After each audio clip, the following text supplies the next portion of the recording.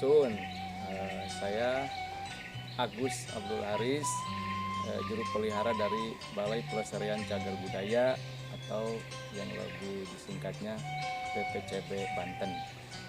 Saya akan menjelaskan tentang asal muasal berdirinya Kerajaan Galuh yang ada di situs Karangkamulian. Dulu abad ke-7 telah berdiri sebuah kerajaan yang disebut Kerajaan Bojonggaluh Karangkamulian yang didirikan oleh seorang raja yang bernama Weritikan Dayun.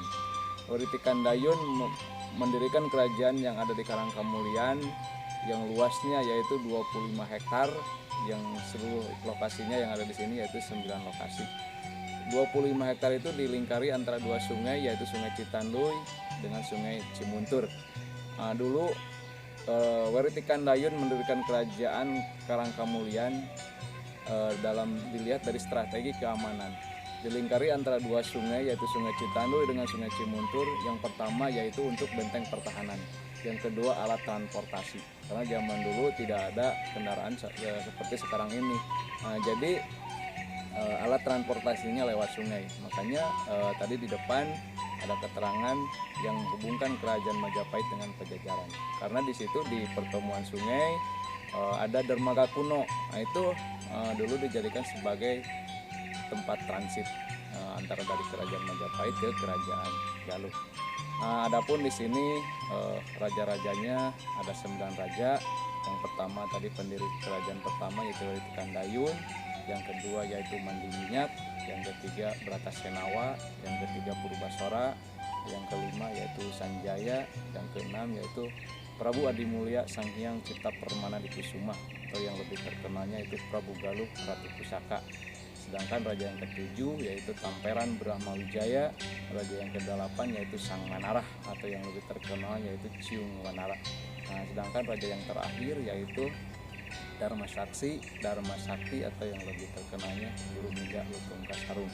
Itu 9 raja yang pernah memimpin atau menjadi raja di Karangkamulian.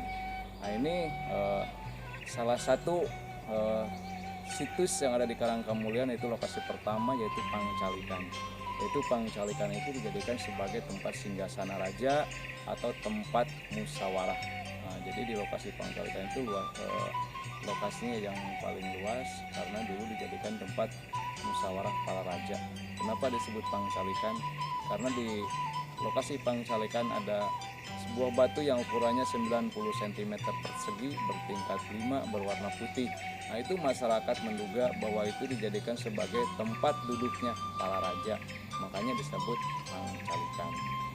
Ini luas area di situs Pangcalikan yaitu keseluruhannya 90 kali 60 meter persegi.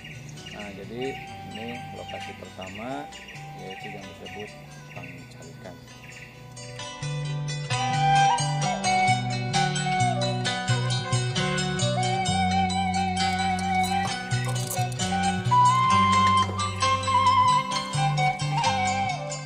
Ini yang dijelaskan tadi yaitu batu berwarna putih yang bertingkat 5. Ini tempatnya duduknya para raja. Jadi batu ini mengandung siloka.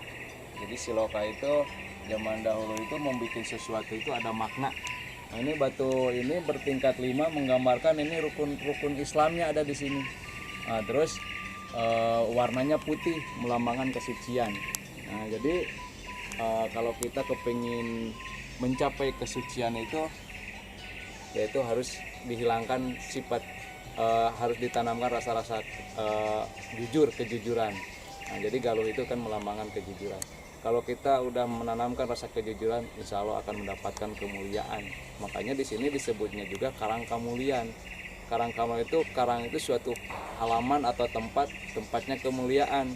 Kalau kita kepingin mencapai hidup mulia itu, kita harus menjauhkan dari sifat-sifat bohong. Ini batu ini melambangkan bahwa di sinilah kehidupan yang sebenarnya, yaitu rukun Islamnya bertingkat 5-nya itu ada di sini. Ini salah satu batu ini. Kalau si Pati itu kalau mau menghadap raja, jadi setelah dia menghadap ke wajah dia balik lagi ke ruangan belakang. Nah, ini batas patih kalau mau menghadap ke wajah.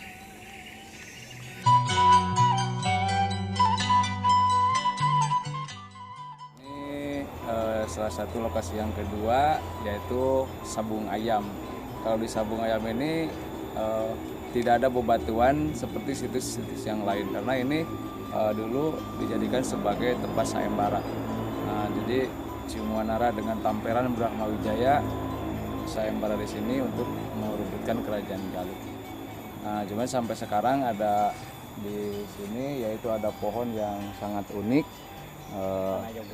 Jadi kalau zaman dulu kalau mau minta sesuatu sama Tuhan itu caranya dengan memegang pohon kayu yang ada udelnya atau ada benjolannya. Nah, jadi caranya seperti ini. Nah, jadi sebelum kita melangkah menuju ke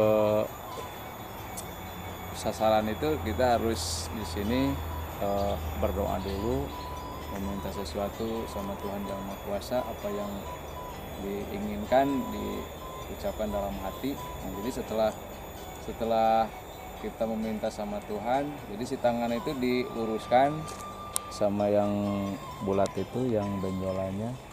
Nah, jadi setelah kita lurus menurut keyakinannya masing-masing.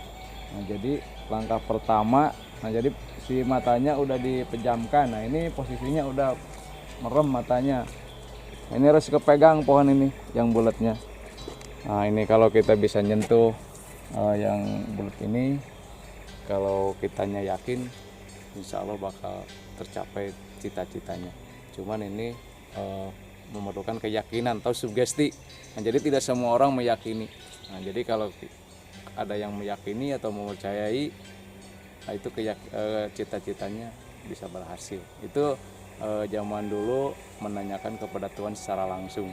Karena zaman dulu itu kan belum tahu meminta kepada Tuhan pekerjaan baik atau tidak, itu kan tidak tahu caranya. Nah, kalau sekarang kan kita Islam itu udah disempurnakan. Jadi kalau kita meminta sesuatu, kita dengan salat istikharah. Kalau zaman dulu kan belum ada salat istikharah. Jadi cara menanyakan kepada Tuhannya seperti ini. Tapi tetap memintanya sama Tuhan Yang Maha Kuasa.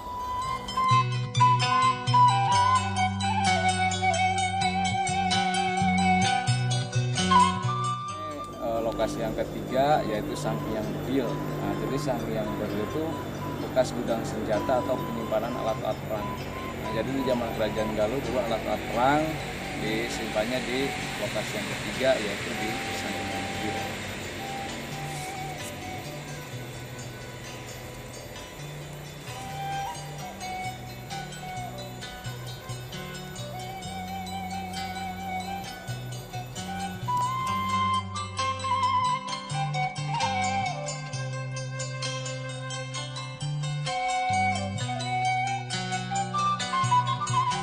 Kita menginjak ke lokasi yang keempat yaitu lambang peribadatan. Nah, jadi lambang peribadatan itu tempat sembahyang atau tempat bersucinya di zaman kerajaan Galuh. Karena di lokasi lambang peribadatan ini ada batu yang disebut batu fragmen candi atau batu stupa. Ini di zaman megalitik. Nah, ini dulu dijadikan sebagai tempat sembahyangnya atau tempat memujanya di zaman kerajaan Galuh.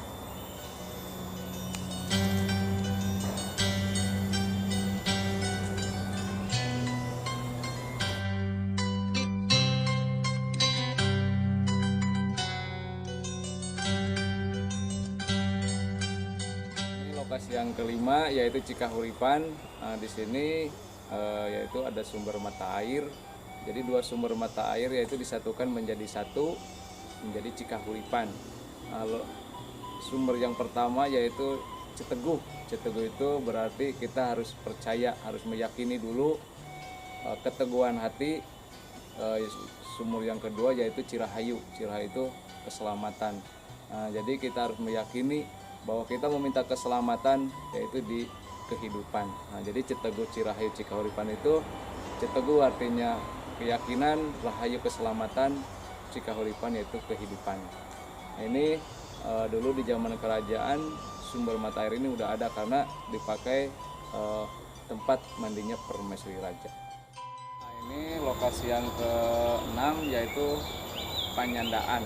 Nah, jadi Panyandaan ini tempat nyendernya permaisuri raja sehabis melahirkan. Nah, di sini ada batu yang disebut batu menhir, yang di bawahnya yaitu altar. Nah, jadi batu menhir itu tempat sanderannya permaisuri raja sehabis melahirkan. Karena zaman dahulu perempuan sehabis melahirkan dianjurkan untuk nyender atau nyanda.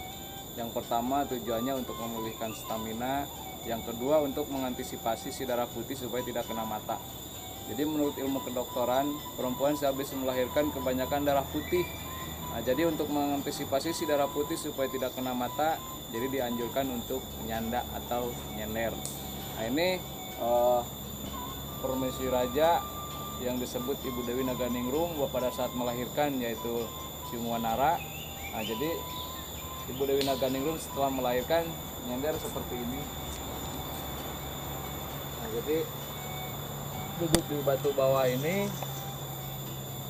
Nah, jadi kakinya berbaring, bahunya nyender di batu ini. Nah, ini contoh dulu permaisuri raja sehabis melahirkan nyender di batu ini. Lokasi yang ke-7 yang disebut lokasi Pamangkonan. Nah, jadi di lokasi ini dulu dijadikan sebagai tempat pengetesan. Nah, jadi kalau yang mau menjadi prajurit kerajaan, jadi di sini dulu di seleksi. Jadi caranya ngangkat batu yang ada di sini. Kalau batunya terangkat, nah itu akan diterima menjadi prajurit kerajaan. Karena tidak semua orang bisa mengangkat batu yang ada di sini. Nah, jadi harus memerlukan kesaktian yang luar biasa. Karena zaman dulu kalau menjadi prajurit itu harus punya keahlian atau kesaktian. Nah, karena zaman dulu itu zaman berperang.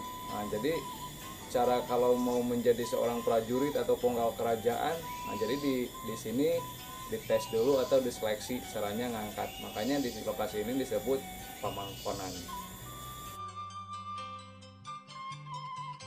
Nah, ini lokasi yang ke-8 yaitu makam Adipati Panaikan atau kuburan, karena ini udah berbentuk kuburan. Jadi ini udah di zaman Galuh masa Islam, ini abad ke-16. Nah, jadi Adipati Panaikan ini salah satu bupati pertama yang menjadi bupati di Kabupaten Galuh di Garut Tengah. Nah, jadi kita tahu sebelum nama Kabupaten Ciamis, dulu namanya Kabupaten Galuh di Garut Tengah, yang pusatnya itu di daerah Imanagara. Nah, ini Adipati Panaikan itu menikah dengan putri Prabu Dimuntur yang ada di Kertabumi. Nah, dia menikah dengan Natabumi. Jadi Adipati Panaikan ada utusan dari Demak dengan Mataram untuk menyerang ke Batavia. Nah, jadi ada perselisih paham dengan adik iparnya. Nah, jadi Adipati Panaikan punya prinsip menyerang ke Batavia harus secepatnya, karena menurut Adipati Panaikan kalau penyerangan ditunda akan kekuatan musuh itu akan lebih kuat. Dibantah oleh adik iparnya, jadi kalau mau menyerang ke Batavia harus rundingan dulu. Yang akhirnya Adipati Panaikan dengan adik iparnya berdebat, berselisih paham, yang akhirnya silih bunuh. Yang ternyata Adipati Panaikan terbunuh sama adik iparnya sendiri, yang jasadnya nantinya dihanyutkan ke Sungai Cimuntur, nyangkut di pertemuan sungai yang ada di Karangkamulian. Nah, jadi jasadnya diangkat dikuburkan di mana pada saat Adipati Panaikan diketemukan. Nah, jadi Adipati Panaikan itu bukan patilasan seperti lokasi-lokasi yang lain, karena Adipati Panaikan ini sudah berbentuk kuburan.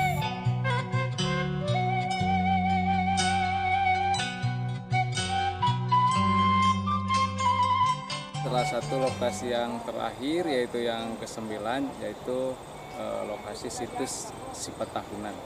Nah, jadi Sifat Tahunan itu berbentuk sungai Citanduy, dulu dijadikan sebagai sejarah dihanyutkannya Cimuanara pada saat bayi. Nah, jadi pada saat dilahirkan, yaitu di lokasi tadi, yaitu di Panyandaan, terus dimasukkan ke dalam sebuah peti, yaitu sama paman lengser, terus dihanyutkan ke Sungai Sifat Tahunan yang tujuannya mau diselamatkan. Nah, jadi di lokasi ini, yaitu di lokasi Sifat Tahunan, suka diadakan acara tradisi, yaitu acara ngabungbang. Pada saat menjelang bulan Muharram, yaitu dalam acara ngabungbang itu, kalau bahasa Sundanya itu melihat ngabungbang itu melihat keindahan pada saat bulan purnama. Nah, itu tradisi diadakan 1 tahun sekali oleh masyarakat di sini ataupun masyarakat dari luar daerah Ciamis. Salah satu bangunan itu dijadikan sebagai tempat pesanggrahan. Nah, jadi di situ tempat ngumpul-ngumpul para kasepuhan. Nah, jadi di situ tempat istirahat. Upacara adat ngikis adalah salah satu kegiatan di Desa Karangkamulian yang sudah dilaksanakan sejak dari tahun 1800. Sudah 7 pemangku adat atau puncen secara turun-temurun diselenggarakan setahun sekali kalau mau menjelang bulan suci Ramadan. Tempatnya yaitu di objek wisata budaya Karangkamulian, yaitu bekas tinggalan Kerajaan Galuh. Kegiatan ngikis sudah dijadikan kalender tahunan oleh Desa Karangkamulian ataupun pemerintah daerah Kabupaten Ciamis. Ngikis itu dari bahasa daerah yang artinya membersihkan dan memagar benda cagar budaya atau BCB tinggalan Kerajaan Galuh yang rajanya yaitu Sang Hyang Cipta Permanakusuma. Dalam upacara adat ngikis mengandung empat siloka atau makna. Pertama yaitu menyatukan banyu atau air suci dari tiap kabuyutan senusantara. Air yaitu sumber kehidupan dan air untuk melaksanakan bersuci atau toharoh. Jadi kita hidup, kita harus membersihkan lahir dan batin. Terus yang kedua yaitu memagar situs Bojonggaluh Karangkamulian. Hidup kita harus dipagar oleh keimanan dan ketakwaan kepada Allah Subhanahu wa Ta'ala. Yang ketiga yaitu membagikan buah-buahan. Kita harus berbagi rezeki yang diberikan kepada kita dari Allah Subhanahu wa Ta'ala. Ada hak untuk orang lain. Yang terakhir yaitu yang keempat, makan bersama. Hidup kita harus bersamaan, manusia di hadapan Allah Subhanahu wa Ta'ala, yaitu sama.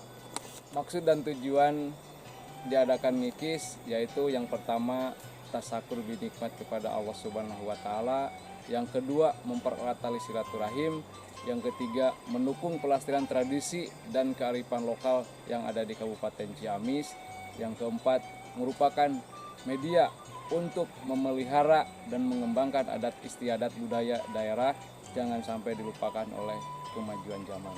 Yang kelima, ngikis membersihkan warna untuk dijadikan media promosi kepariwisataan dan kebudayaan. Yang keenam, meningkatkan perekonomian masyarakat dalam memanfaatkan situs sebagai sumber mata pencaharian. Mari kita jaga situs peninggalan cagar budaya yang diwariskan oleh leluhur kita supaya kita bisa memelihara, kita bisa merawat atau menjaga selamanya, karena kalau bukan kita oleh siapa lagi. Karena Bapak Soekarno menyatakan jas merah, jangan sekali-kali melupakan sejarah. Kalau kita melupakan sejarah, tunggu akan kehancurannya. Karena kita tidak akan mengenang jasa-jasanya kalau kita tidak kepingin tahu sejarahnya. Dari saya ucapkan terima kasih. Mohon maaf apabila pemaparan tadi ada kata-kata yang salah atau versi sejarah yang berbeda. Sekali lagi mohon maaf.